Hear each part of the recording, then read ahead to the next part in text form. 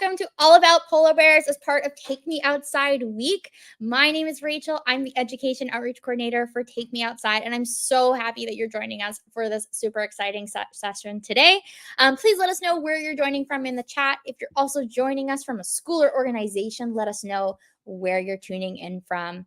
I wanted to let you know that I'm joining you from Treaty 1 territory, the traditional lands of the Anishinaabe, the Inuak, and the Dakota, and also the national homeland of the Red River Métis. Manitoba, where I am, as well as where our speaker is going to be tuning in from, is also the traditional lands of the Inishwak and the Dene. And Take Me Outside would like to acknowledge and celebrate the diverse environments and peoples across Turtle Island whose lands are the places and spaces and teachers for our work. The speakers and presenters this week come from a wide range of nations and places across Turtle Island. We want to begin by acknowledging that outdoor learning recognizes humans as an interconnected part of the natural world, as part of relationships that have been stewarded since time immemorial by First Nations, Métis, and Inuit, who have lived here before colonialism and continue to live and thrive here despite it. We begin with gratitude and utmost respect for the land and all our relations on, above, and within her. We offer our gratitude and respect to the many Inuit, First Nations, and Métis, and other Indigenous peoples who continue to protect and share their deep relational knowledge to facilitate ongoing relationships with her. Sharing your languages of relationship, reciprocity, respect, and responsibility encourages the heart of outdoor learning. We also want to acknowledge the work of Truth and Reconciliation is a journey of lifelong learning and work. We commit to supporting educators and rising to the Truth and Reconciliation Committee's calls to actions 6, 12, and 62 through 66. So as you explore outdoor learning this week with your learners, we ask that you take time to learn about and recognize whose traditional lands or territory you reside, work, play, and explore on. You can use the resource nativeland.org as a great starting place.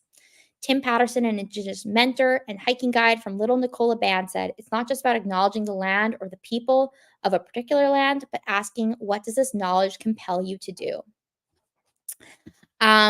Before I introduce my co-host for today, I just want to thank our sessions partners, so Polar Bears International, who is joining us today, but also Exploring by the Seat of Your Pants. So I'm joined today with my co-host, Jesse, who's going to introduce himself and tell you a little bit more about Exploring by the Seat of Your Pants. Well, thank you so much, Rachel, and a big welcome into absolutely everyone tuning in across Canada, the U.S., and beyond. I know a lot of you are familiar with Exploring by the Seat of Your Pants. Quite a few of you are new to us. So if you are new to us, we're all about bringing conservation, adventure, and science into classrooms around the world. And it's so thrilling that you're joining us as part of this epic Take Me Outside Day, week, extravaganza, all of it. We've had astronauts on. We've had amazing Olympians on. Later on, we've got a live art presentation. Like, there's just so much to explore and discover. So if you are keen on the world, the outdoors, everything, you are in the right place. A big thank you to absolutely all of you. And Rachel, we've got a one live class joining us today, our special exciting class that gets to be part on screen, as well as over 100 joining us online. So we'll say a big welcome to this Macintosh Tribune Drive. Hi guys, welcome in. Brampton, so nice to have you in today. Excited for your questions in just a bit. We'll hide you for now. We're gonna keep that energy going as we get in with our presentation. And as you said too, we've got like the coolest person ever joining us for our live broadcast today, and that is Elisa McCall at Polar Bears International. Now, I've got to say, as you come in and say hi, live from the Tundra buggy, which is just insane that you're out in Churchill right now with Polar Bears literally behind you, we get to work with like the coolest scientists and explorers on planet Earth, and Elisa is like top of that list. Like, truly, no one does better education than Polar Bears International. They're awesome. There's a reason there's so many of you today, and so we're going to zip it, Rachel and I, especially me, to leave Elisa to blow your mind with all that she gets to do in conserving and understanding polar bears. So thanks so much, everyone, and take us away, Elisa. Thank you, Jesse. Thank you, Rachel. And thank you, everyone, for being here today. I'm so excited to share polar bears with you. There are actually 2 polar bears behind me right now. I don't know if you can put your eagle eyes on to see them, but there's one just in these bushes, and there's one laying just right above my finger. That is, believe it or not, a polar bear. So we're going to keep our eyes on those guys right now throughout the next hour. So if they get up, I can pause what I'm doing and show you more up close and personal what they're up to. So we're very excited. They've been sparring and playing quite a bit this last week or so. So lots of fun to be here. And I want to show you for a second too where I am. So Jesse mentioned I'm on a Tundra buggy. So we are on a special Tundra buggy called Tundra Buggy 1. And it's like a polar bear monster truck on wheels. And at this time of the year, we roll around in this area outside of Churchill, Manitoba on the coast of Hudson Bay. Because polar bears are here. And polar bears are here because Hudson Bay will freeze over for the whole winter. And I'm going to talk a bit more about that. So as soon as there's ice on the bay, these bears are gone. Right now there's no ice because it's still just on the tail end of summer. So the bears have been on land, they're hanging out. You can see they're napping, they're being a little bit lazy, they're conserving energy, and they're ready to get back out on the ice. But for now, we get to watch them. So excited. And this tundra buggy, this is what my tundra buggy looks like. So all day I'm out. It's kind of like this little vehicle. So that's where I work in the corner. That's like a little media station. In the back there, we've got a bathroom and bunk beds and a closet. And this is the driver's seat here, you can see. And then behind us is parked a big tundra buggy. And that's where visitors from all over the world come up to see the polar bears in this very special place of Canada and Manitoba. So I will dive in to my talk. I'm going to share my screen with you. I've got some cool stuff to show you. And then I am so excited to answer some questions. Let's get this going. And here we go. Cool. All right. Great. So yes, I am with Polar Bears International. I myself live in Whitehorse in Yukon, Canada. So shout out to Yukon schools. I saw Dawson City in there. Hi, everybody. Nice to see you.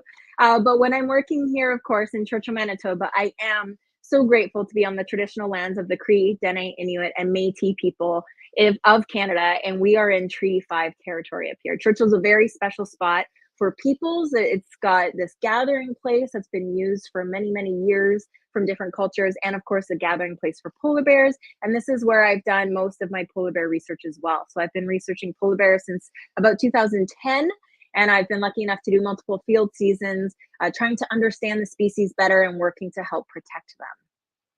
At Polar Bears International, we are the only nonprofit who's only focused on protecting wild polar bears. And we do this through a variety of ways. We do research. So we do our own research. We ask questions about polar bears and try to learn more about them. We support other people's cool research. We do education like this. We get to talk to people around the world. We do media. So that means we help with like movies and news and TV stuff to make sure that they're being accurate and have cool pictures to show people, because that always helps.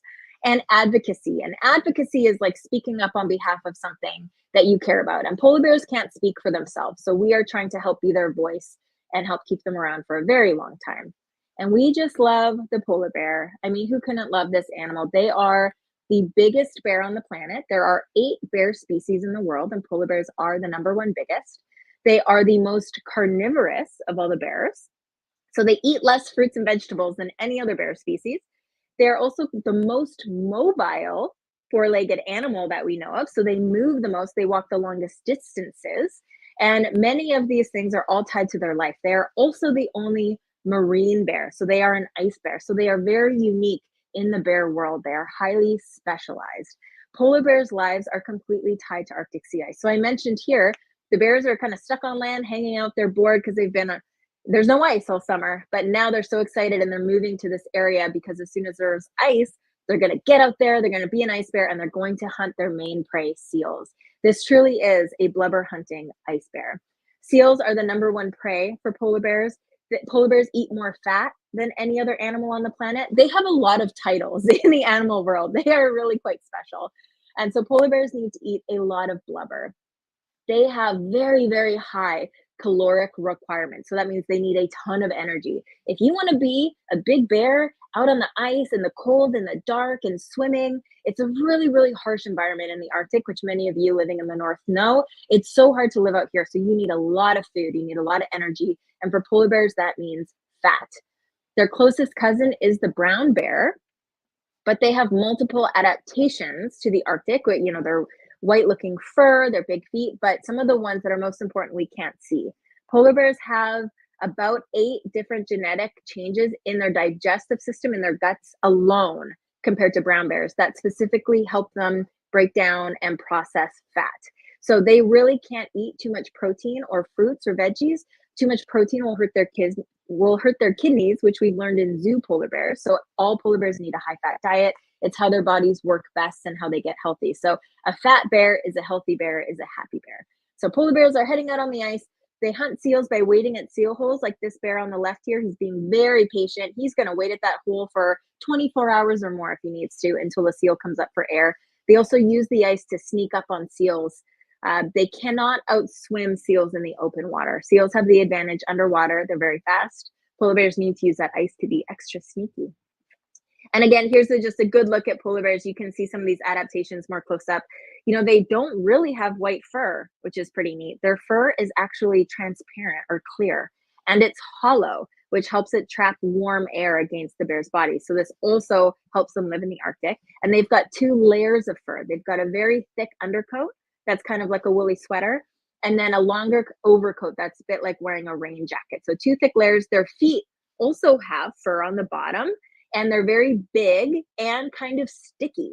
They have bumpy paw pads that give them really good traction on the ice. So they kind of have like these built-in snowshoe winter boots going on that help them get out there on the ice. And you can also see when their profile here, so when the bear turns to the side, see its long neck and kind of curved head. That really helps them get in and out of seal holes and helps when they're swimming to keep their head above water. Because some polar bears do quite a bit of swimming when they have to. They'd rather not. It takes a lot of energy to swim, which you might know after a long day at the pool, you're probably exhausted. Same with polar bears. But when they do swim, they can swim for hundreds of kilometers at a time if they have to. Pretty wild. They move a lot. And of course, moms and cubs. Here's a couple more titles in the animal kingdom for you. Female polar bears have the longest fast in the animal kingdom. And I bet many of you know what a fast is. That's a period when you're not eating. So that's why we call breakfast, because it breaks our fast in the morning.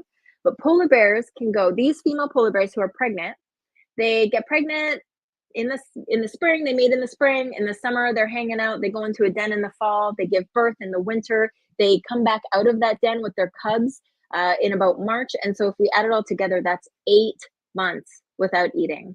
8 months without eating is absolutely wild. They can only do that because they've got the thick layer of body fat that they're living off of. So they're losing weight the whole time, and they're giving birth to and nursing their cubs. So it's incredible that these females can go that long. Most of us, we'd be hurting if we skipped lunch. So it's a pretty big deal. And then these little cubs, when they're born, they are just like a little chunk of butter, really. They're like a pound or so. They're so tiny. And then within just months, they explode in size. So they can grow huge in just several months. And that is because of their mom's milk. Polar bear females also have the fattiest milk we find on land. It's about 33% or so fat when the cubs are born. So that's like drinking whipping cream. So again, those calories and that energy helps polar bears grow and get out on that sea ice. For polar bears, really, fat is the name of the game. It's a pretty special way to live as a bear. And so when we think about what they need, we can imagine where we can find them, and that is on the Arctic sea ice. Polar bears do not live in the Antarctic, just in the north. And every little shape here, that's a different polar bear population. But to be honest with you, this is a slightly outdated map because this year, after some new science came available, we have added a 20th polar bear population, which is very exciting. So when we learn more, we improve what we know and what we're doing. And so right now there's 20 polar bear populations around the Arctic. Canada has 2/3 of the world's polar bears, which is pretty special. So we have quite a few of the polar bear populations.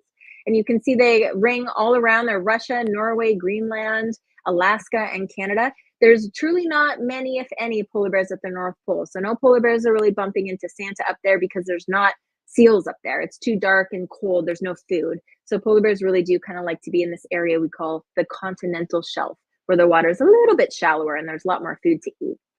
And of course, when we talk about polar bears and sea ice and we want to protect polar bears, it's not all about the polar bears. But the cool thing about them, one of these many cool things, is that we can call them an umbrella species. So imagine this piece of sea ice right here as an umbrella kind of over top of these other creatures in the Arctic. So this is an Arctic food chain, a basic one, but we can see that sea ice is growing the base of the food chain. So we like to say that sea ice is to the ocean what soil is to a forest. So imagine sea ice as the soil of the ocean, and it's growing the plants, which is the algae that feed the little creatures that feed the fish, and then the seals, and then the polar bears. And of course, there are whales in the ecosystem, and there's people also at the top of the food chain who depend on this Arctic food chain. So by protecting polar bears and sea ice, we're protecting this whole Arctic food chain, including protecting the food for the people that live across the north.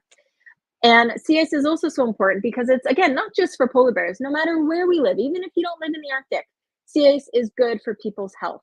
We like to call sea ice the Earth air conditioner. It is so big, it is so white, it reflects all the sunlight away from Earth, and by that, it cools our entire planet down. So by having Arctic sea ice, we're actually helping protect our whole planet. So another great reason to keep Arctic sea ice around. Now, while we're concerned about losing Arctic sea ice, we are losing it in some areas as our world is warming. The good news is that we know exactly what's happening and we know how to fix it. So what's happening is that we're pumping too many carbon emissions into the atmosphere. Now, if we have got a regular amount of carbon emissions in the atmosphere, those emissions trap heat. So it's like a heat trapping blanket. And we can keep Earth at a stable temperature if we're in balance. And some carbon emissions are just fine. But what's happened is that humans were just so smart.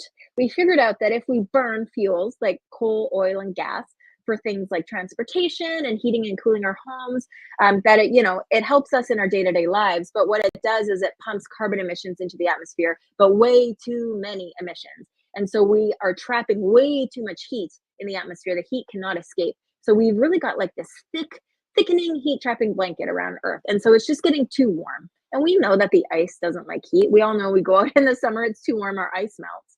So we know that if we did absolutely nothing to change any of our ways and we just let the world keep warming, we could lose most of the world's polar bears by the end of this century. But we have them right now listed as vulnerable. So we still have about 26,000 polar bears across the Arctic. We're not too late here. We have time to protect the polar bear. We have time to change things. We're not stuck on one path right now. And we're, working together to make things better for them and for people. We know what we have to do, and the world can work together. And what we can do, we need a couple of things. We do need to shift our energies to cleaner energy sources, more renewables, solar and wind. We need to be better about what types of energy we use. And then when we do burn fossil fuels, we can do it more cleanly. We can be more efficient. But the best thing any of us can do, no matter what age you are, no matter what ability you are, even if you're not old enough to vote yet, you can talk about it. Because what society talks about shapes what society is okay with and what matters to us. And if our future matters to us and having a stable climate and a stable planet, which you all deserve, then that's the way we got to go. So if you talk to your friends, your family, talk to your school, we know, some schools have gone to their principal in their school district and they've got an electric school bus or two or more to replace their current buses, or they've actually redesigned the bus routes and taken a whole bus off of the road. Or maybe you can ask your school, well, where does the energy come from? And same at home. There's different things that different people can do depending on all sorts of different factors, but there is something that we all can do. So we encourage talking about it. In the meantime, we're going to continue learning more about polar bears as well. And there's a lot of ways to learn about polar bears. Indigenous knowledge is really critical in many parts of the world. There's a lot of information that Indigenous people have about polar bears. They've lived with polar bears for time immemorial. We are also at Polar Bears International. We're focusing on denning. So moms and cubs are so vulnerable. They're so important in the population. So how can we protect their denning spots? Human polar bear interactions are on the rise, which I'll talk a little bit about. And then genetics, how are the bears moving? What genes are most important? Are the bears different in different areas of the world? That's really helpful to know. And then tracking polar bears. And if any of you want to check out our polarbearsinternational.org bear tracker, you can actually track bears all year long. So this is an older screenshot, but we have bears right now that have trackers on them, and you can go see where they are at any given time. And it's really cool to see them in Hudson Bay. Some are pretty close to us right now. So this is an old screenshot. So right now the bears are on land, but over the next month, you're going to see the bears we do have move onto the ice. That's pretty fun. So I mentioned human polar bear interactions. That's something that Churchill, Manitoba deals with quite a bit. Churchill is the polar bear capital of the world because the polar bears are here at this time of year. Churchill does have quite a few resources to deal with polar bears. They have a holding facility. They have a polar bear alert team, which is people that are trained to just move polar bears away and keep people safe. But we know that as the world does continue to warm, more polar bears will spend more time on land in more places. And at Polar Bears International, if we want to see more polar bears around, if that's what we want, then we have an obligation to the people that have to increasingly live with the world's largest land carnivore to help support them as well. So we want to keep people safe and keep polar bears in the wild. And so this means providing a lot of equipment. You see we've got on the left here, bear spray, bear bangers, cracker shells. So these are things that can help scare a bear away without killing it. And on the right here, we have helped provide quite a few bear resistant or bear proof garbage bins. Waste management is huge. So we're working across the north with different communities to help share knowledge. We're right now in Churchill, we've brought together members from First Nations communities in Northern Ontario. They're meeting with Churchillians who work with polar bears, and we've brought people over from Norway who live with polar bears, and they're having an information exchange right now. We're providing equipment, we're providing training, and we're listening. What do people want? What do they need? What's changing? How can we keep you safe? And how can we keep polar bears roaming the wild? We also talk to kids who live with polar bears. So there's a lot of kids who, particularly in the summers, might go out on the playground and there could be a polar bear out there. So how can we talk to young people about playing outside and being outside in their community while also staying safe? So this is an example of a coloring book. We have different versions of coloring books for different countries and communities and in different languages, and they're co-created with the communities based on what the community wants the kids to know and how they want to talk about it. So it's kind of a neat tool to have. More tools, the better, to keep people and polar bears safe. So that was a quick run through. Thank you so much for your time, for your interest in polar bears. I'm still keeping an eye on these guys behind me, and I would be just thrilled to answer any questions that you might have. Oh, Lisa, that is fantastic. Thank you so much for such a deep dive into polar bears so quickly. We've got, as I said, kids like all over the place everywhere that are so thrilled about all this. So we've had a bevy of great questions to begin. I'm going to do a quick video clip on the polar bear right behind you. So again, on explore.org, people can go and look at the polar bear that's behind you right now and any other time. Like, it's really quite amazing that this capacity exists. And explore.org has way more beyond this as well. So if you're keen on all sorts of animals, do check it out. But pretty neat to see a resting polar bear out on the ice in Churchill.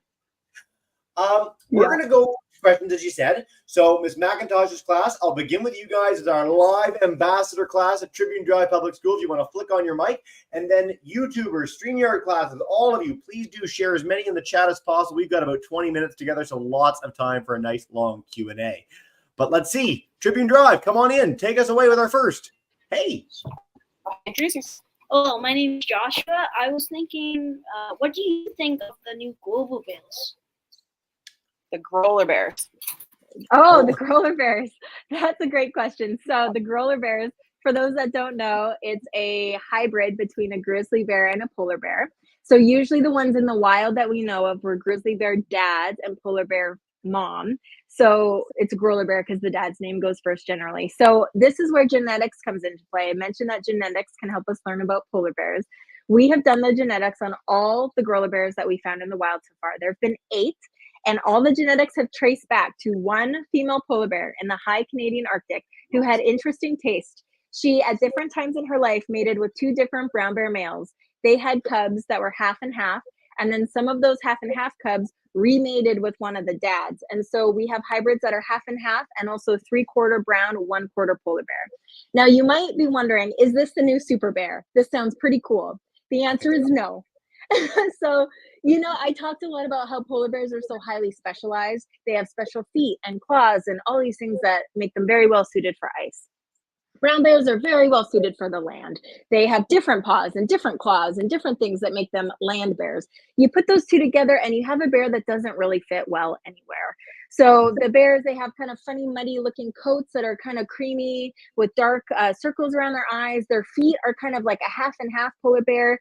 They seem to grow up as polar bears, but then end up on land. And anecdotally, we've heard they can be quite aggressive. So we don't think they're going to be any sort of bear overtaking the world, but it's likely we'll see more of them in the coming years as there's more overlap between the two species. But very interesting nonetheless. So we're keeping an eye on the growler bears. So it's a great question. Very, very cool. And by the way, when I met Alita for the first time, that was what I knew her from, was like literally flying in helicopters to like dart the polar bear and go down, the samples and genetics and blood. But the fact that we know that is wild and so Shakespearean too, like very exciting backdrop. I've never heard before. Guys, we already have more questions than we could take in like 2 hours of broadcast. So good for you guys for being really on the ball, everybody.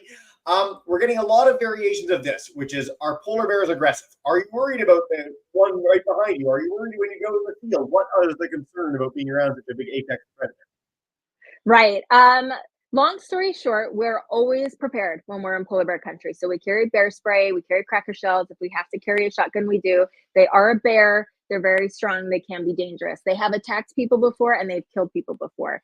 Inherently, we don't think of polar bears as a highly aggressive species. There is a myth out there that they're this like man hunting creature. That's not necessarily true.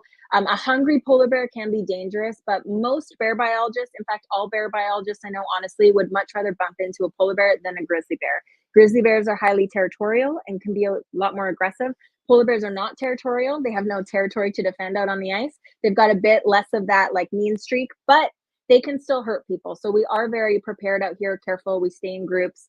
We're as bear safe as we can be.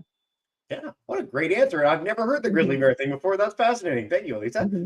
All right, Miss Arbitrantes class, they wanted to know, how do polar bears play? And I love this question because we just do not have it very often. So do share.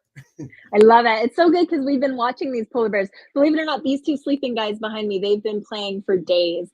So we don't know how much they play out on the ice. Of course, it's so hard to study them and almost impossible to watch them out on the ice. But at this time of the year, when there's no mates to fight over, there's no food to fight over, they're bored, they're waiting, we do see them play. And really, it looks like wrestling. And then they do something that we call sparring. It's when they get up on their hind legs and they whack each other and they bite each other and they mouth each other. It's kind of like two dogs playing, but more on the hind legs quite a bit. So we've got some great clips online. I can share them with Jesse later, or you can check out explore.org. They've been posting a lot of highlights in the last few days. Man, they are powerful. Like they seem to be having fun, but watching them, they just are so strong. I can't believe they don't hurt each other more, but they seem to like it. They seem to be having a good time. I brought up a banner too, so I've got a couple things to highlight. Frozen Planet 2, one of the best documentary series ever, has an incredible sequence of bears playing with like the best of the best cameras. So check that out. And explore.org, which we did feature that just a minute ago. So lots of opportunity to see some bears playing if you're keen on that. Miss McIntosh, we'll come back to you for another live one, and then we're going to take a bevy more from online. So come on back in, Tribune Drive. Hey. Hi, I'm Churchill. Do father polar bears eat cubs? Ooh. Do the father polar bears eat cubs? Good question. They can. So when polar bears mate, it's just the mom that gets pregnant. She has the babies. And then when she goes out on the sea ice, she's going to try to stay away from the adult males. An adult male might try to kill her cubs to mate with the mom again. So she wants to stay away. At this time of the year in the fall, it's not mating season, but if there's a really hungry adult male, he might kill a cub. We have seen that happen out here a couple times. Not all males would automatically go eat a cub. It would have to be quite a hungry, aggressive male. So it doesn't happen often, but it can happen. So generally, moms are really trying to keep their cubs away from adult males. They're one of the biggest threats to baby cubs. What a detailed question. You guys did some research in advance of this broadcast, I think. So way to go, Ms. McIntosh's class. Nicely done.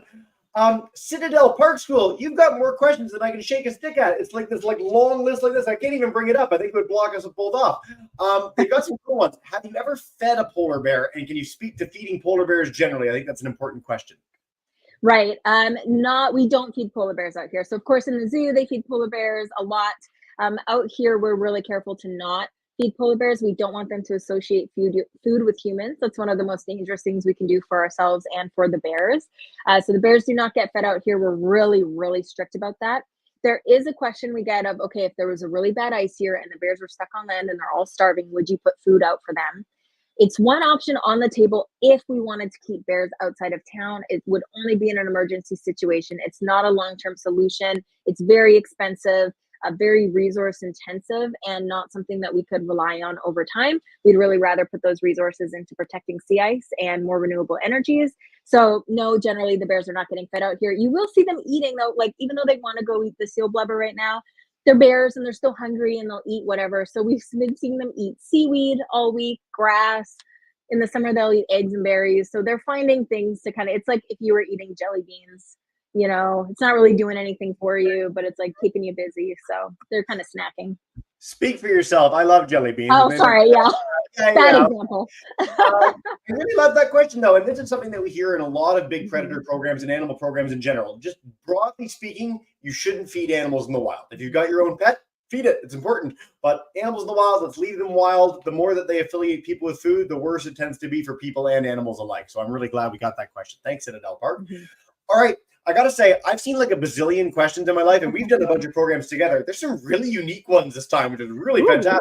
So Ruth in Miss Hedges' class wants to know if polar bears can see all colors or only certain colors. I've never had this before for a predator.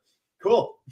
I love this question. So, our understanding right now, what I've heard from other bear biologists, is that we believe that polar bears are lacking, I think it's certain cones in their eyes. So, we think there's a good chance that they're red green colorblind. So, when they eat a seal, they might not be seeing all the aftermath of that as much as we might see it.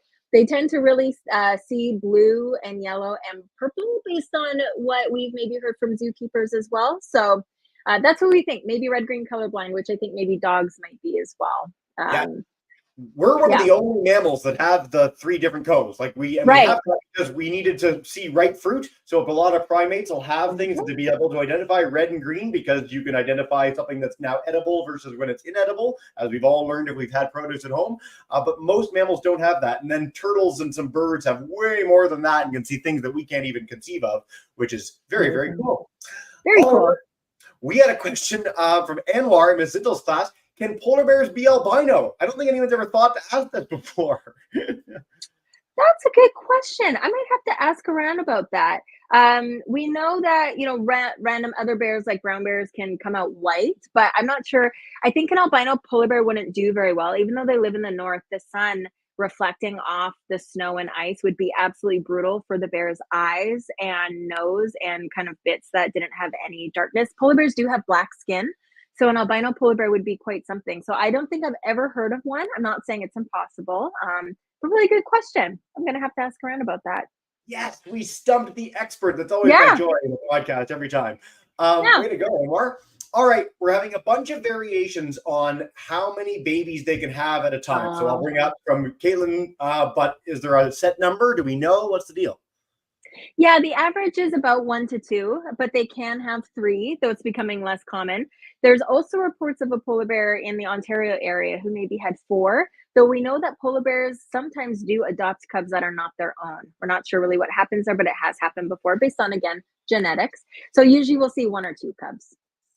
Can I just say, not only are these great answers, but we're covering so much. Elisa, you're yeah. like for a living or something. Miss McIntosh, we're going to head back to you guys because you've been waiting patiently at the camera, and then we'll go back for our YouTubers and StreamYard classes. Come on back in Tribune Drive. Hey. Hello, my name is Caitlin, and I have a question. What if all the seals were gone? What would happen if all the seals were gone? Is that the question? Yeah. Cool. Yeah, you must have a good understanding of ecology to ask that. There probably wouldn't be polar bears if all the seals were gone, though it might depend. There was a study that looked at the past when maybe certain areas had less ice and that whale carcasses became an important source of food. If there's no seals, they might scavenge on dead whales, but there's only so many dead whales to go around as well. So if we lost the ice and we lost the seals, we probably wouldn't have polar bears. They really are completely dependent on a diet of seal blubber. So that's, the food chain. If you break a link in the food chain, then it kind of falls apart. Great question. There's a reason that they become sort of the icon of climate change as a species, and it's that they're so reliant on this ecosystem. It sort of underscores why all those things you mentioned at the end of your talk are so important, is if we take those collective actions, we can help save polar bears, we can help save this Arctic ecosystem. Like, it's really linked to the weather that we have on planet Earth. So I'm really glad we got that question. Thanks, guys. Yeah. All right. Neat question we've also never had in the polar bear context, about polar bear tracking. How efficient is eDNA tracking? Do we even do this for polar bears? Could you explain what eDNA is? I love this one. Yeah, so eDNA, I actually was just at a bear conference and there was a great talk about this. So it's like environmental DNA. So the idea is that if a polar bear or bear were to put down footprints and walk away, we could then hop down and kind of scoop some snow or ice or dirt out of that footprint and get some DNA fragments at least out of that, so that we could then ID that bear. So there's some promising applications of eDNA. It's kind of exciting to see where tech and genetics are going. Right now, it's a little, we're not quite there yet to make it a really easily accessible technology. There's some, degradation. So the DNA might break down. It's kind of hard to sample and keep frozen out here. But so it's not quite there yet, but it's really exciting. And that's how science goes, right? We improve over time. Someone gets a great idea and we build upon it and make it better and better. So the future is very bright for the world of genetics, and that could be a really non-invasive, neat way to sample polar bears. This is so interesting to me because for our student, just as a backdrop for all our audience, I've literally only ever heard of eDNA as, hey, let's find out if an animal is in an area at all. Like eyes, the lemur, are almost impossible to find in Madagascar, but they use eDNA to prove that, hey, there's lots of them. They're just really reclusive. I've never heard of it to link to individual animals. And this underscores how incredible the research Polar Bears International and other groups have done on polar bears to be able to have that insight to be like, oh, that's Steve the polar bear from a paw print and the DNA we can get from it. That's very cool. Oh, okay. Yeah, neat stuff. We're having a lot of questions from a lot of people on something, again, we've never had, which is, do polar bears have any predators? Citadel Parks asked this, Caitlin's asked this. What eats polar bears? Yeah, it's a good, their main predator is each other. So yeah, cannibalism does happen occasionally. In some areas of the Arctic, they are hunted, but it's a very, you know, small, controlled, traditional hunt that's based on a quota. So you could count humans, but that's not the main threat to polar bears, of course, is climate change. But I would say their number one day-to-day predator is probably each other, even though that's rare too. Like, they're pretty confident. They're pretty at the top of the food chain, not really worrying about predators, to be honest, every day. If you're an orca or a T-Rex, so you're not going around thinking, Yeah. who's gonna eat me? You're like, Exactly. oh, They're like, I'm the king of the I area. got Yeah, this. it's cousin Yeah. Swagger. I can lie down with a bunch of people in like a giant vehicle beside me, and I don't care. Exactly. Right. These guys are super chill. Yeah. All right.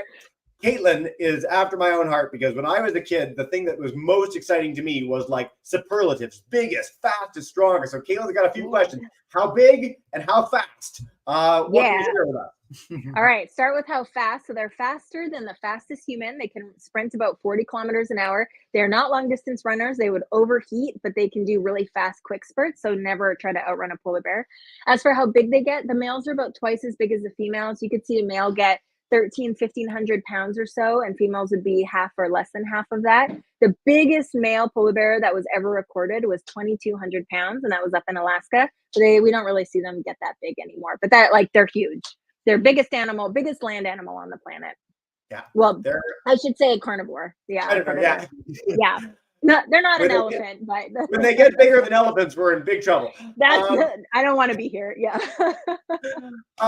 Carolyn had a great question, which is tourism good for polar bears? Now, Churchill, I've been to Churchill to visit on the behest of Polar Bears International. I got to see a polar bear live, the belugas in the sort of late August. It's one of the most spectacular places I've ever visited.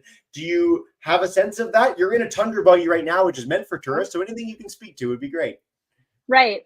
Good tourism is good, and unregulated, poor tourism is not good.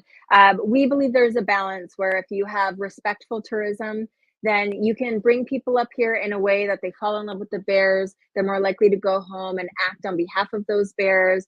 The bears are not impacted, or if they are, it's to a small extent. We do see bad tourism around the world. That is something that we're actually working on with different groups across the Arctic with right now.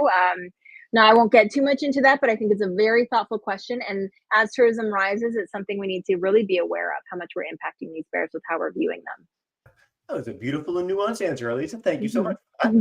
We're going to take just like 4 more questions. Time flies when you're having fun in these broadcasts. Yeah. So I do encourage you, honestly, polarbearsinternational.org is like the best resource ever. So 90% of your questions are answered right there. Explore.org has more, so you can witness them, see some great footage. So I encourage you to check those out. And if you have extra questions you don't get answered during the broadcast, you can email us at Exploring by the Seat of Your Pants. You can email the Polar Bears International team. It might take a bit because it's peak season of polar bears, but we'll get you as many answers as we can after the broadcast is done. However, we've got time for a few more. So Miss Hayes' kindergarten class, hi guys, they want to know, do they hibernate or sleep during the summer, or in general, could you speak to their hibernation? Great question. Polar bears do not hibernate. The only bears that kind of hibernate for polar bears are the pregnant females that go into dens, but all the other bears come onto land and they kind of just hang out. They do sleep a lot, but they don't go into dens. They'll dig beds and walk around a bit, and they just get really lazy, but no true hibernation. They're still losing weight every single day and not really conserving as much energy as we would hope. So it's important that ice freezes up on time so they can get back out there and hunt some seals. Very cool. We're breaking all the polar bear misconceptions today. This is amazing, guys. All right, we've had a few variations of how many polar bears do you study? And I like this one from Miss Wenzel's class. How long have you been working with polar bears? What's your career all about? Yeah, so I've been working with polar bears since 2010, so about 14 years. I started out studying kind of their spatial movements. I was looking at Hudson Bay bears and how they, use the ice, particularly females. And since then, I've worked on a lot of different projects. And right now, my focus has really shifted to supporting, Polar Bears International work, particularly in Canada, with a big focus on the coexistence idea, supporting people and polar bears working together. I want to support people and keep them safe, and also keep the polar bears around here for quite a while. So I've, handled quite a few polar bears back in the day. With these years, it's a little more about looking at them and the data and supporting in different ways. It's been great. I'm lucky. The coolest job in the world, even by the standards of Take Me Outside Day people, exploring by the people. It's just very, very cool to have the chance to chat with you. On those notes, before we go to Miss McIntosh, just for one final live question, I just want to note, if you want to check out takemeoutside.ca, there's so much to explore and discover there. Take Me Outside Day, the week is incredible. There's more broadcasts, one right after yours with an amazing live art program. So do check those out, kids. There's lots to explore and discover. And if you're keen on hanging out with Elisa again, or any number of cool scientists and explorers, exploringbytheseat.com. We got like 30 of these going on every single month. So please do come say hi. We'd love to have you. And of course, check out polarbearsinternational.org as well. Now, Ms. McIntosh's class, one more time for all the marbles, a final question to represent all of studenthood around the world. No pressure. Come on in and take us away. Hey, guys. Introduce. My name's Roger, and my question is, how would a polar bear live in a grizzly bear habitat? How would a polar bear live in a grizzly bear habitat? Yeah. Is that right? Yeah, it's a good question. The answer is not very well and not very long. So grizzly bears are very much a land animal. They're eating roots and berries and getting by on a bit of protein and not much fat. A polar bear stuck on land can't really get by on that. We know from watching these polar bears stuck on land, we know that if these polar bears were stuck on land, once they hit about that 6-month mark or so, we would see a good proportion of these bears start to starve. So we have done that modeling. Again, they need way more calories than grizzly bears. They need way more fat. They can't process roots and berries and protein the same way grizzly bears can. So they really do need that ice. Even though they're closely related and they can interbreed, they're really quite different bears. And they can't live in the same place long term. Great question, man. And Elisa, thank you for answering like 30 questions, which might be the record, one of these broadcasts of all time. You rock. I'm going to bring back in Rachel from Take Me Outside Day to just do a great wrap up. But I want to say a huge thank you to our audience, Elisa, too, on my behalf. You guys all rock. And Rachel, come on back in and wrap us up. We'd love to say farewell. Oh my gosh. Thank you so much, Elisa and Jesse. What an awesome session. And I also have been to Churchill, but I had no idea some of these things about polar bears. So cool to just learn more and to do it with 2 polar bears in the background. That's insane. And that you're on a tundra resort. So cool. Thank you everyone for joining in today. Again, thank you to Jesse from Exploring by the Seat of Your Pants, Elisa from Polar Bears International. As Jesse mentioned, we do have another session, the last session of Take Me Outside Week. Sad face, but it is going to be an awesome. Oh, that is the wrong thing. It is supposed to say art. That's okay. If you join us right after this, we're going to do a nature art session with Art Gallery in Ontario, and it's going to be awesome. I'm really looking forward to it. Hopefully you could tune in. I also want to thank some of our special partners who have donated prizes this week. The Outdoor Learning School and Store, the New Brunswick Environmental Network, and Mountain Equipment Company for donating some awesome prizes that we can give away to some amazing educators and classes that have been tuning in. We have loved seeing your photos all throughout the week. So feel free to keep sharing them with us using the hashtag TakeMeOutsideDay. You can also email them to us at info@takemeoutside. We will be picking some prize winners from the attendance list today. We will be emailing those out following today's session. And you can also win prizes by sharing those photos with us. So again, thank you so much, Jesse, Elisa, for this awesome session. Thank you to all of you for tuning in. Maybe we'll see you in the next session. Maybe we'll see you again in the future at Exploring by the Seat of Your Pants event. Maybe we'll see you next year for Take Me Outside Week. But wherever your adventures take you, I hope they take you outside. Lovely. Have a wonderful day, everyone. Bye for now. Thank you. Bye.